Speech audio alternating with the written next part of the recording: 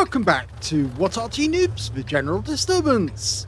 Here's the third replay from bublus of OLIMP. He's still in the 105 leFH18B2, the French Tier 5 Premium SPG, and this time round he's on the south spawn of Halluf.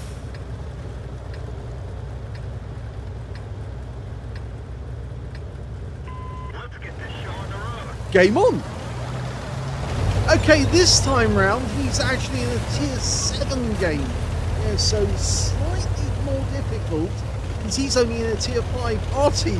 Yes, so it's going to be very, very hard to take out the enemy. He's still got 2 marks of excellence, and he's moved down to just north of the village and next to the cap circle. Okay, aiming for the center of the valley. Normally somebody turns up round about there, and they've got their first customer. It's a Cromwell. Rounds out. That was a bit of a snapshot, but it did hit the target for 165 with the first shot. Can we get the second one in?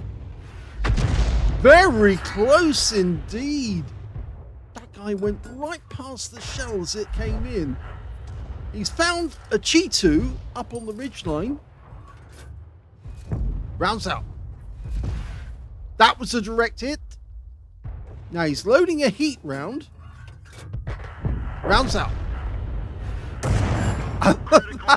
That did penetrate, or at least it hit something, and I suspect it actually looked like it hit the tracks rather than the anything else. Okay,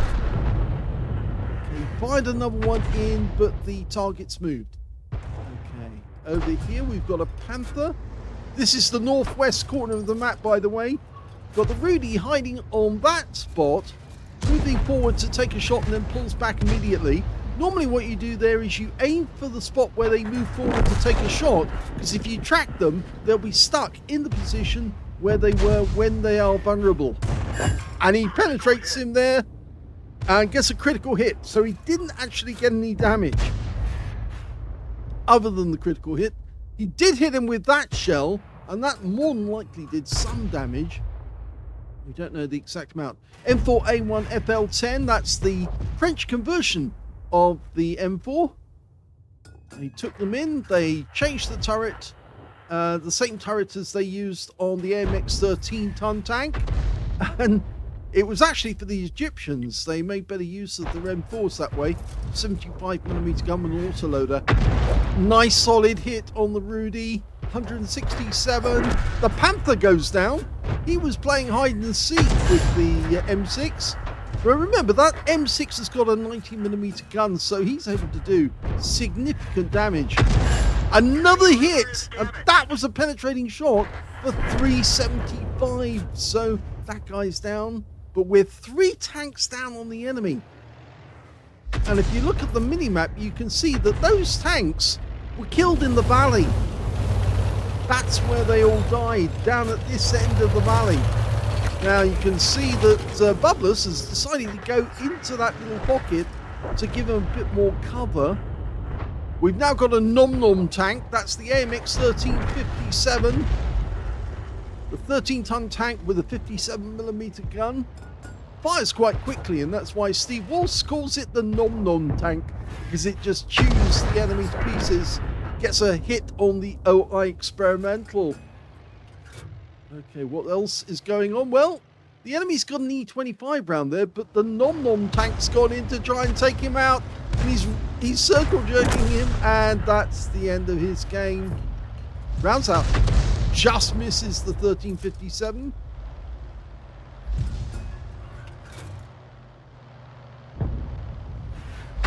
Yes, these Nom Nom tanks are only vulnerable when they're actually stationary. That's when they become incredibly vulnerable, because it's only a 13-ton tank, and some of the parts of the tank are only, what, 20mm, 30mm thick? Very easy to penetrate. Okay, we've got a Super Hellcat coming up the valley wall, and an IKV 103. They all seem to be coming up at the same time. Well, the Super Hellcat just died to our Jackson, so that's one 90mm, takes out another 90mm tank. But look at this Semavente. He's come up by the long route. Rounds out. Good solid penetration there. 408 hit points. And we lost the Jackson. Oh, we dodged that one. Changed course just at the right moment, but we should be able to get another shot, except he's disappeared. Now we've got an IKV-103. Now they're very thin on armor. Oh, now he hit something, but it looks like the IKV's been tracked, and the ELC is getting in his way, and there you go. He's out the game. Now we've got the Semavente coming really close to us, and he takes a hit. He's spinning this tank round, this Arty round, in battle view. So you're actually seeing it as he's seeing it. He stayed in battle assistant. That's like Hossballs. Hossballs does the same thing. Very difficult to do, but if you're going to react quickly to the enemy and your back's against the wall, then it is possible. Well, instead of being 2 down on the enemy, in fact we were 4 down, I think, at one point. We are now only 1 tank down. They've got a Cheetah, the same one we hit earlier, an SU-100, a KV-1, and a Gorilla. And there's the KV-1. He came in by the north route. Got a shot? Yes, we have. He's being spotted by our SU-100M1, and unfortunately he just died to the enemy Gorilla, who lobbed the shell at him. And there goes the KV-1. bublus gets the kill. So now he's up to 2 kills, but he needs to change position. Can't stay in the same spot all the time. The enemy Arty will work it out.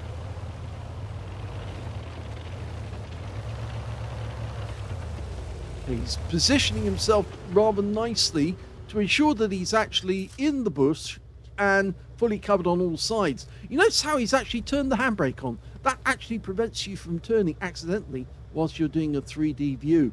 You want to get a good situational awareness when you don't know which direction the enemy's going to be coming from.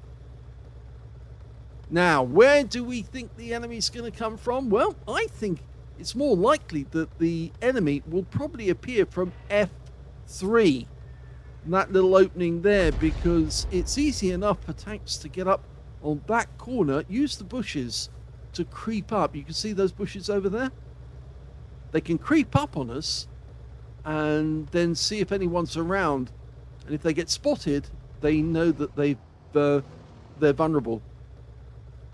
The KV-1 appears to be a bit of a noob, and the reason I say that is he's only got a 43% win rate, which is indicative. Oh, and there's the Cheetah. So we come off the handbrake. He's lining him up, but he doesn't want to shoot just yet. He's got a perfect shot now.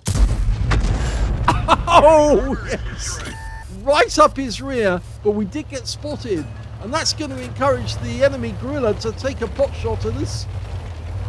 See, we're counting down the seconds. Here comes the Gorilla shot. Oh, so close. So close. So the Gorilla player is not a fool. He actually did aim and got it fairly close, but he didn't do any damage. So we've gone back to the bush. Now, I'm not sure if the SU-100 couldn't see where we were. The Gorilla probably did know where we were. Or at least he may have guessed where we were before. He's not firing at the moment, but that's because he's just completed his reload. If he does fire in and hit this bush, we'll note that he did work out where we were. And he hasn't even tried to fire where he shot the last time. The KV-1 is in the wrong position. We're indicating to him that we want him to go north of the village, but he doesn't want to do that. He's still over there, and he's not much use to us unless the enemy comes up by the long road that leads up from the valley. If the enemy comes up the valley side, then we're going to get caught out.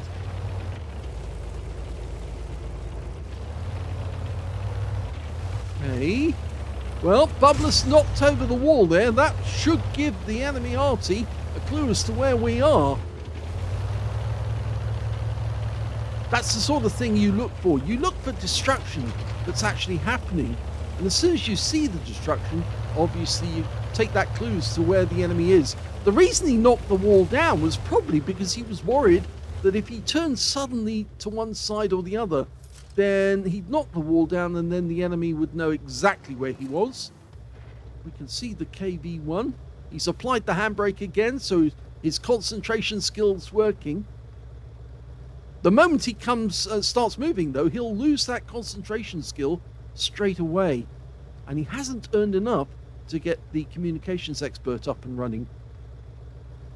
So it's just a matter, is it going to be the SU-100 or is it going to be the Gorilla? The Gorilla is kind of slow, and he's a bit short-sighted as well. He only has a 250-meter view range, if I remember correctly.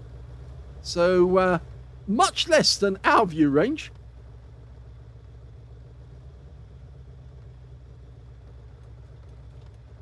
In fact, it's 260 meters. I was 10 meters out. Oh my gum, he's behind us! Target acquired. Okay, well, he's locked on and he blasts him before the Gorilla can shoot. But oh my gum, that was a bit of a shock. How did he creep up on us?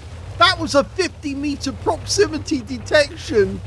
The Gorilla got completely behind us, and well, bublus had to turn rather suddenly, but he was accurate. Well, the SU-100's up on the cliff edge, and he's trying to go after the KV-1. So I reckon he knew that the KV-1 was up there. That first shot hit the ridge line. KV-1 is desperately trying to get to the north of the village now. Or is he? No, he's not. He's stopped. That is odd. He's trying to get behind the rock. There's the SU-100. It looks like he's got the 100mm main gun. We're dialing in as fast as we can to get it accurate. First shot misses. Not the 122mm gun. Gets a hit, tracks the guy. He uses his repair kit. He's on the move again. Kill him. Misses with the next round. My God, this is one's going down to the wire. Come on, accurate hit at the side of the vehicle. He stops. Yes! Brilliant shot. Takes out the enemy. And bublus wins the battle. Well, that was a very exciting battle right the way down to the end. And it was yet another ace tanker from bublus of OLIMP. He had an ace tanker every hour for 3 hours. And that's difficult unless you're really, really good. He also got a fighter badge for getting at least 4 kills. In fact, he got 5, one short of getting a top gun and 1/3 of the enemy team. He got a bruiser medal for getting at least 5 critical hits. In fact, he got 21. He got a Gauze medal for doing more damage, exceeding 8 times the hit points of his own vehicle. A high caliber for dealing the most damage in the game. And on top of that, another Confederate for hitting more of the enemy than anyone else on his team. His win rate this time was 12,775. And if I remind you what he got on the previous 2 games, we'll go back to, and we can see it was 8,333 on the first game on Stud Yankee. And on the second game, it was 12,202. And now on this game, it's 12,775. So his win rate's getting higher and higher as it goes along. But I think that this one was helped by the fact that this was a tier 7 game, whereas the previous ones were tier 6s. So very well played. Let's have a look at the team score. Well, the damage this time is less. It's 2,830 hit points of damage. The second highest being the AMX 1357, the Nom Nom tank. He got 2,362. And the third highest damage, well, that goes to the M6 with his 90mm gun. He got 1,891. When it came to kills, bublus got that one too. 5 kills to him. 4 kills go to the Nom Nom tank. 3 kills goes to the E25. And in third place on the third column, we've got the base XP, and he's done that one as well. So effectively, he's got the top in all 3 columns. 1,344 base experience points. The second being the M6 with 1,009. The third highest being the Nom Nom tank, who got 705 base, even on the losing team. He fired 35 rounds, so he still had 15 spare at the end of the game. 19 direct hits, 6 penetrating shots, some of those from heat rounds, 14 splashes, 2,830 hit points, of which 1,609 were at more than 300 meters, so a fair bit of damage at close range, especially that griller. And of course, the SG-100 right at the end. Now, he spotted one enemy vehicle, and I suspect that was probably the gorilla, not the SG-100. He damaged 11 of the enemy, killed 5 of them, and he also got 144 hit points of damage assistance. On a premium count, he made another profit, 23,484 credits from that one. And he also took away 10,886 experience points, including 8,064 from a mission completion. So 3 mission completions in one day. And for each of them, he gets a huge haul in experience, which is certainly going to make his crew all the better for every attempt. So incredible for 3 ace tankers, 1 an hour for 3 hours. Yeah, that takes some doing. That really does. Well done to Bublus. Congratulations. Hope you enjoyed these replays. He really was reeling them out one after the other. If you did enjoy this sequence, please give this video a like. Do subscribe to our channel. Leave a little comment down below because it feeds the algorithm. And thank you for watching.